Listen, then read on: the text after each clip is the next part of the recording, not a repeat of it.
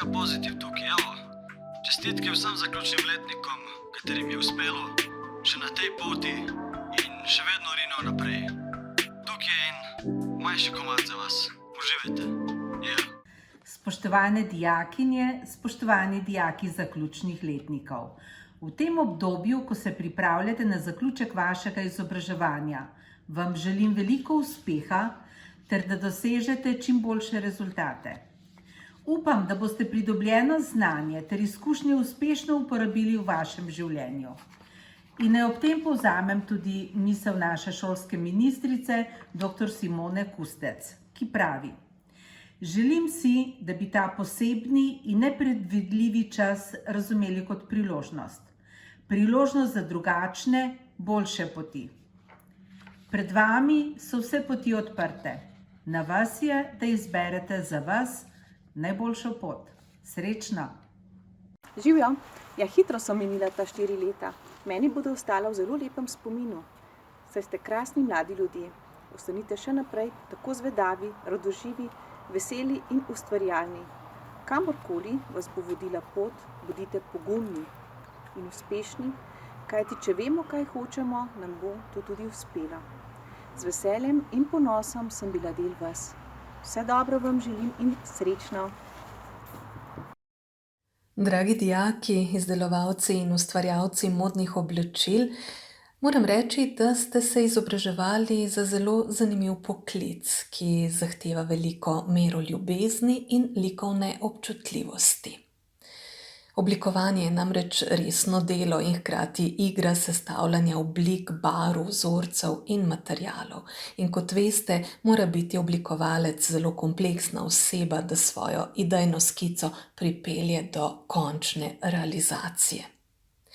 V srednješolskem izobraževanju smo se trudili pridobiti osnove ustvarjalnega procesa in upam, da jih boste v prihodnje samo še nadgrajevali, pridobivali nove izkušnje, veščine, likovna znanja v različnih okoljih.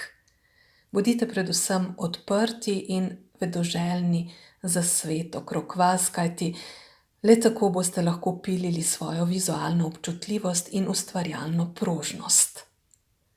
Ja, moda bo vaša življenjska spremljevalka.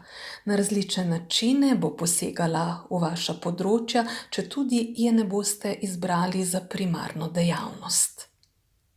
Bodite pozorni nanjo in na njena sporočila. Želim si, da jo najdete v pravi meri in z upoštevanjem svojega sloga. In pogumno naprej, pred vami so namreč novi, zanimivi cilji.